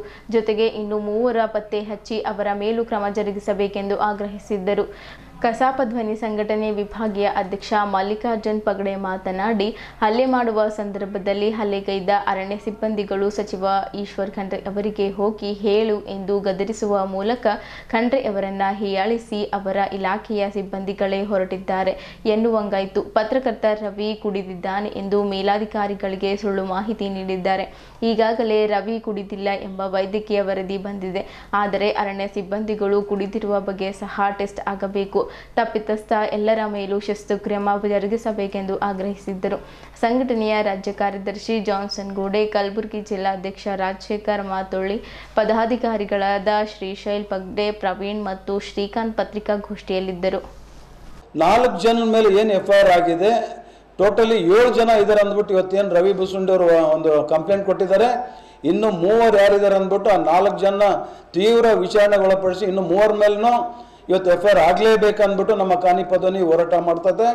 ಇವತ್ತು ನಾನು ನಿನ್ನೆ IGP ಸಾಹೇಬ್ರಿಗೆ ಮನವಿಯಲ್ಲಿ ಹೇಳಿದ್ದೀನಿ, ಕೂಡಲೇ 307 ಜೊತೆಗೆ ಕಿಡ್ನಾಪಿಂಗ್ ಕೇಸ್ ಇವೆರಡು ಸೆಕ್ಷನ್ ನಮೂದು ಆಗಲೇಬೇಕಂತ ಅವ್ರಿಗೆ ಮನವಿ ಮಾಡಿದ್ದೀನಿ. ಆ ಥರ ಡೈರೆಕ್ಷನ್ ಕೊಡಿ ನಿಮ್ಮ SP ಸಾಹೇಬರಿಗೆ ಕನ್ಸಲ್ಟ್ ಸ್ಟೇಷನ್ಗೆ ಅಂತ ನಿನ್ನೆ ಮನವಿ ಮಾಡಿದ್ದೀವಿ. ಇದ್ರ ಜೊತೆಗೆ ನಾನು ಬೆಂಗಳೂರಿಗೆ ಹೋದ್ಮೇಲೆ ಪೊಲೀಸ್ ಮಹಾನಿರ್ದೇಶಕರನ್ನು ಭೇಟಿ ಆಗಿಬಿಟ್ಟು ಅಲ್ಲಿನೂ ಇಲ್ಲಿ ಏನು ಲೋಪ ಆಗಿದೆ, ಯಾಕೆ ಈ ಥರ ರಕ್ಷಣೆ ಮಾಡ್ತಾರೆ ಇಲಾಖೆಯವರು, ಕಾನೂನು ರಾಜಕಾರಣಿಗಳಿಗಿರ್ಬೋದು ಅಧಿಕಾರಿಗಳಿರ್ಬೋದು ಎಲ್ಲರಿಗೂ ಒಂದೇ ಕಾನೂನು ಇದ್ದಾಗೆ ಕಾನೂನು ಇದರಲ್ಲಿ ಕಟ್ಟುನಿಟ್ಟಾಗಿ ನೀವು ತಾವು ಹೋಗಲೇಬೇಕಂದ್ಬಿಟ್ಟು ತಾವು ಹೇಳ್ತಾ ಇವತ್ತು ಯಾವಾಗ ಹೋರಾಟ ಶುರುವಾಯಿತು, ಸೋಷಿಯಲ್ ಮೀಡಿಯಾ ಇರ್ಬೋದು, ನಿಮ್ಮ ಪತ್ರಿಕೆ ಇವತ್ತು ದೃಶ್ಯ ಮಾಧ್ಯಮ ಬಂದ ತಕ್ಷಣ ಎಲ್ಲಿ ನಮ್ಮ ಒಂದು ಇದ್ರ ಕಡೆ ಟರ್ನ್ ಆಗ್ತದಂತ ಮನಗೊಂಡು ನಮ್ಮ ಬೀದರ್ ಜಿಲ್ಲಾ ಉಸ್ತುವಾರಿ ಸಚಿವರಾದಂಥ ಈಶ್ವರ್ ಖಂಡ್ರೆ ಅವರು ನಿನ್ನೆ ಸಂಜೆಗೇ ಒಂದು ಪ್ರೆಸ್ ನೋಟ್ ರಿಲೀಸ್ ಮಾಡಿ ತಾವೆಲ್ಲ ಗಮನಿಸಿದ್ದಾರೆ. ಇವತ್ತು ಆಗಿರೋದು ನಿಜ. ಈ ಥರ ಅಮಾನುಷವಾಗಿ ಒಬ್ಬ ಪತ್ರಕರ್ತರ ಮೇಲೆ ನಡ್ಕೊಂಡಿದ್ದಾನೆ. ಇದನ್ನು ಕೂಡಲೇ ಇದಕ್ಕೆ ಆ್ಯಕ್ಷನ್ ಮಾಡಲೇಬೇಕಂದ್ಬಿಟ್ಟು ಇವತ್ತು ಅರಣ್ಯ ಪ್ರಧಾನ ಏನು ಅಧಿಕಾರಿ ಇದ್ದಾರೆ ಅವರಿಗೆ ನಿನ್ನೆನೇ ಲೆಟ್ರ್ ಮುಖಾಂತರ ಒಂದು ಟಿಪ್ಪಣಿ ಮಾಡ್ಕೊಂಬಿಟ್ಟು ಕಳಿಸಿರೋ ಹಿನ್ನೆಲೆಯಲ್ಲಿ ನಿನ್ನೆ ರಾತ್ರಿನೇ 11-12 ಗಂಟೆಗೆ ಆ ಒಂದು ಅಧಿಕಾರಿ ಏನಿದ್ದಾರೆ ದಸ್ತಗಿರಿ ಸಾವು ಅರಣ್ಯಾಧಿಕಾರಿನ ಸಸ್ಪೆನ್ಷನ್ನಲ್ಲಿ ಇಟ್ಟಿದ್ದಾರೆ ಈಗಾಗಲೇ. ಈ ಒಂದು ವಿಚಾರವಾಗಿ ನಾನು ಇವತ್ತು ಅರಣ್ಯ ಮುಖ್ಯ ಅಧಿಕಾರಿಗಳಿಗೆ ಹಾಗೂ ನಮ್ಮ ಈಶ್ವರ್ ಖಂಡ್ರೆ ಅವರಿಗೆ ಹೃದಯಪೂರ್ವಕವಾಗಿ ಇಡೀ ನಾಡಿನ ಪತ್ರಕರ್ತರ ಪರವಾಗಿ ಅವರಿಗೆ ಒಂದು ಅಭಿನಂದನೆ ಕೃತಜ್ಞತೆ ಸಲ್ಲಿಸುವುದರ ಜೊತೆಗೆ ಹಾಗಾಗಿ ನಮಗೆ ಸ್ಪಷ್ಟತೆ ಬೇಕು. ಈಗಾಗಲೇ ಒಬ್ಬ ವ್ಯಕ್ತಿಯನ್ನ ಅಮಾನತಿನಟ್ಟಿದ್ದಾರೆ, ಉಳಿದಿರತಕ್ಕಂಥವರ ಮೇಲೆಯೂ ಕೂಡ ಕ್ರಮ ಕೈಗೊಳ್ಳಲೇಬೇಕು. ನಮ್ಮ ಧ್ವನಿ ಸಂಘಟನೆ ಅನ್ನೋದಕ್ಕಿಂತ ಪ್ರತಿಯೊಬ್ಬ ರಾಜ್ಯದ ಪತ್ರಕರ್ತ ಸ್ವಾಭಿಮಾನಿ ಪತ್ರಕರ್ತನಾಗಿದ್ದರೆ ಇದನ್ನ ಖಂಡಿತವಾಗಿ ಖಂಡಿಸಲೇಬೇಕು. ಅವನು ಯಾಕೆ ಖಂಡಿಸಬೇಕು ಅಂತಂದ್ರೆ ಇವತ್ತು ಅವನಿಗೆ ಹೊಡೆದಿದ್ದಾರೆ, ನಾಳೆ ನಿಮಗೆ ಹೊಡಿತಾರೆ, ನಾಡಿದ್ದು ನನಗೆ ಹೊಡಿತಾರೆ. ಇಂಥ ಆತ್ಮಸ್ಥೈರ್ಯ ಮುಂದಿನ ದಿನಗಳಲ್ಲಿ ಯಾವ ಅಧಿಕಾರಿಗೂ ಕೂಡ ಬರಬಾರ್ದು. ಅಂತ ಆಕ್ಷನ್ ಆಗಬೇಕು. ಪತ್ರಕರ್ತನ ಮೇಲೆ ಒಂದು ವೇಳೆ ಹಲ್ಲೆ ಮಾಡಿದರೆ ಏನಾಗುತ್ತೆ ಅನ್ನೋದು ಇಡೀ ರಾಜ್ಯ ಇವತ್ತು ನೋಡಬೇಕು. ಅದಕ್ಕೆ ಪೂರ್ಕ ಎಂಬಂತೆ ಈಗಾಗಲೇ ಅಮಾನತಲ್ಲಿ ಇಟ್ಟಿದ್ದಾರೆ. ಆದರೆ ಇವರನ್ನ ತೀವ್ರ ವಿಚಾರಣೆಗೆ ಒಳಪಡಿಸಬೇಕು. ಅಲ್ಲಿ ಒಬ್ಬ ಅಧಿಕಾರಿ ಮಾತಾಡ್ತಿದ್ರು, ಇಲ್ಲ ಪತ್ರಕರ್ತ ಕುಡ್ಕೊಂಡು ಬಂದಿದ್ದ ಅಂತ ನಮಗೆ ಮಾಹಿತಿ ಇದೆ ಅಂತ ಹೇಳಿದ್ರು. ಆಯ್ತು ಬಿಡಿ, ಪತ್ರಕರ್ತ ಕುಡ್ಕೊಂಡು ಬಂದಿದ್ದಾನೆ ಅಂತ ಅನ್ಕೊಳ್ಳೋಣ. ಪತ್ರಕರ್ತ ಎಲ್ಲಿಯಾದ್ರೂ ಒಂದೇ ಒಂದು ಪದ ಕೆಟ್ಟದಾಗ ಮಾತಾಡಿದಾನ? ನಿಮ್ಮ ಮೇಲೆ ತುಂಬಾ ಗೌರವ ಇದೆ ಸರ್, ನಿಮ್ಮ ಮೇಲೆ ತುಂಬಾ ಗೌರವ ಇದೆ ಅಂತ ಹೇಳ್ತಾ ಇದ್ದಾನೆ. ಹಲ್ಲೆ ಮಾಡ್ತಿರ್ತಕ್ಕಂಥವ್ರು ಯಾರು? ಅಧಿಕಾರಿ. ಒಬ್ಬ ಅಧಿಕಾರಿ ಪತ್ರಕರ್ತನನ್ನ ಕೊರಳು ಪಟ್ಟಿ ಹಿಡಿದು ಅವನಲ್ಲಿರ್ತಕ್ಕಂಥ ID ಕಾರ್ಡ್ ಅನ್ನ ಜಗ್ತಾ ಇದ್ದಾನೆ, ನಿರಂತರವಾಗಿ ಹಲ್ಲೆ ಮಾಡ್ತಾ ಇದ್ದಾನೆ ಅಂತಂದ್ರೆ ಇದರಲ್ಲಿ ನಿಜವಾಗ್ಲೂ ಕುಡಿದಿರ್ತಕ್ಕಂಥವ್ರು ಯಾರು ಎನ್ನುವ ಪ್ರಶ್ನೆ ಉದ್ಭವ ಆಗ್ತಾ ಇದೆ. ಇದು ವಿಚಾರಣೆಗೊಳಿಸಬೇಕು ಅಂತ ಮತ್ತೆ ಅಧಿಕಾರಿಗಳು 4 ಜನರ ಅಧಿಕಾರಿಗಳ ಟೆಸ್ಟ್ ಆಗಬೇಕು. ಅವರು ಆ ಸಂದರ್ಭದಲ್ಲಿ ಕುಡಿದಿದ್ದಾರೋ ಇಲ್ವೋ ಅಂತ. ನೀವು ಒಂದ್ ವೇಳೆ ಪತ್ರಕರ್ತರ ಮೇಲೆ ಆರೋಪ ಮಾಡ್ತಾ ಇದ್ದಿರ್ತಾನೆ, ನಿಮ್ಮ ಟೆಸ್ಟ್ ಕೂಡ ಆಗಬೇಕು, ನಿಜವಾಗ್ಲೂ ಯಾರು ಕುಡಿದಿದ್ದಾರೆ. ಪತ್ರಕರ್ತ ನಿಮ್ಮ ಜೊತೆಯಲ್ಲಿ ಏನಾದ್ರೂ ಅನುಚಿತವಾಗಿ ವರ್ತನೆ ಮಾಡಿದ್ರೆ, ತಪ್ಪಾಗಿ ಮಾತನಾಡಿದ್ರೆ ಅವ್ರ ಮೇಲೂ ಕೂಡ ಕ್ರಮ ಆಗಬೇಕು. ನಾವು ಅವ್ರ ಪರವಾಗಿ ಮಾತಾಡೋಕೆ ನಾವು ಬಂದಿಲ್ಲ ಇಲ್ಲಿ. ನೀವು ಹಲ್ಲೆ ಮಾಡಿದ್ದೀರಿ, ಕೆಟ್ಟ ಪದಗಳನ್ನ ಬಳಸಿದ್ದೀರಿ, ಒಬ್ಬ ಪತ್ರಕರ್ತನ ಸ್ವಾಭಿಮಾನಕ್ಕೆ ಧಕ್ಕೆಯನ್ನು ತರೆದಿರ್ತಕ್ಕಂಥ ಕೆಲಸ ಮಾಡಿದ್ದೀರಿ. ಆ ಕಾರಣಕ್ಕಾಗಿ ನಿಮ್ಮ ವಿರುದ್ಧ ನಾವು ಮಾತನಾಡ್ತಿದ್ದೀವಿ. ಆ ಒಂದು ಆಧಾರದ ಮೇಲೆ ನಿಮ್ಮ ಮೇಲೆ ಕ್ರಮ ಆಗಲೇಬೇಕು ಅನ್ನೋ ನಮ್ಮ ಒಂದು ಆಗ್ರಹ. ಈಗಾಗಲೇ ಫಾರೆಸ್ಟ್ ಅಧಿಕಾರಿ ಹೇಳಿದ್ರು, ರವಿ ಭೂಸಂಡೆ ಅವರು ಕೊಂಡೆ ಏನೋ ಬಂದಿದ್ದಾರೆ, ಡ್ರಿಂಕ್ಸ್ ಮಾಡಿ ಬಂದಿದ್ದಾರೆ, ಅದರ ಸಲುವಾಗಿ ಹಲ್ಲೆ ಮಾಡಿದ್ದಾರೆ ಅಂತೇಳಿ. ಅವತ್ತಿನ ದಿವಸ ಮೆಡಿಕಲ್ ಟೆಸ್ಟ್ ಮಾಡಿಸಿದ್ದಾರೆ ರವಿ ಭೂಸಂಡೆ ಅವರು, ಅವ್ರ ಸಂಘಟನೆರು. ಮೆಡಿಕಲ್ ಟೆಸ್ಟಲ್ಲಿ ಬಂದಿದೆ ನಾಟ್ ಅಲ್ಕೋಡ್, ಅದು ಸರಿ ಕೊಂಡಿಲ್ಲ ಇವರು ಅಂತೇಳಿ, ಸರಾಯಿ ಕೊಂಡಿಲ್ಲ ಅಂತೇಳಿ ರಿಪೋರ್ಟ್ ಬಂದಿದೆ. ಇವಾಗ ಸರಿ ಕೊಂಡಿದ್ದಾರೆ ಅಂತ ಅವ್ರು ಹೆಂಗೆ ಮೇಡಮ್ ಅವರು ಹೇಳಿದಾರೋ ಅದು ನನಗೆ ಗೊತ್ತಾಗ್ತಾ ಇಲ್ಲ. ಬಟ್ ಅದು ಈಗಾಗಲೇ ತನಿಖೆ ಮಾಡ್ತಾ ಇದ್ದಾರೆ. ಈಗಾಗಲೇ ನಮ್ಮ ರಾಜ್ಯಾಧ್ಯಕ್ಷರು, ವಿಭಾಗೀಯ ಅಧ್ಯಕ್ಷರೆಲ್ಲ ಇದ್ರ ಬಗ್ಗೆ ಸವಿಸ್ತಾರವಾಗಿ ಮಾತಾಡಿದ್ದಾರೆ. ಬಟ್ ಈಗಾಗಲೇ ಈ ವಿಷಯದ ಬಗ್ಗೆ ಮಾನ್ಯ ಅರಣ್ಯ ಸಚಿವರು, ಜಿಲ್ಲಾ ಉಸ್ತುವಾರಿ ಸಚಿವರಾದ ಸನ್ಮಾನ್ಯ ಶ್ರೀ ಈಶ್ವರ್ ಖಂಡ್ರೆ ಅವರು ಇದ್ರ ಬಗ್ಗೆ ಈಗಾಗಲೇ ಅಗತ್ಯ ಕ್ರಮ ಕೈಗೊಂಡು ಶಿಸ್ತು ಕ್ರಮ ಕೈಗೊಳ್ಳಿ ಅವ್ರ ಮೇಲೆ ಅಂತ ಹೇಳಿ ಏನು ಸರ್ಕಾರಕ್ಕೆ ಅವ್ರ ಸಂಬಂಧಪಟ್ಟ ಅಧಿಕಾರಿಗಳು ಏನು ಡೈರೆಕ್ಷನ್ ಮಾಡಿದ್ದಾರೆ. ಈಗಾಗಲೇ ಅವ್ರ ಮೇಲೆ ಬಂದರೆ ಒಬ್ಬರು ದಸ್ತಗಿರಿ ಎಂಬುವರು ಸಸ್ಪೆಂಡ್ ಮಾಡಿದ್ದಾರೆ. ಮುಖ್ಯ ಏನಿಲ್ಲ 4 ಜನ ಏನಿದ್ದಾರೆ ಅವ್ರಿಗೂ ಕೂಡಲೇ ಸಸ್ಪೆಂಡ್ ಮಾಡಬೇಕಂತ ಮಾನ್ಯ ಈಶ್ವರ್ ಖಂಡ್ರೆ ಸಾಹೇಬರು ಈ ಮಾಧ್ಯಮ ಮುಖಾಂತರ ಮನವಿ ಮಾಡ್ತೀವಿ. ಇಲ್ಲಿಯವರೆಗೂ ಸುದ್ದಿ ಕೊಟ್ಟಿದ್ದು ನಾನು ಪ್ರಭಾವತಿ. ಮುಂದಿನ ಸುದ್ದಿಯೊಂದಿಗೆ ಮತ್ತೆ ಭೇಟಿಯಾಗೋಣ. ವಂದನೆಗಳು.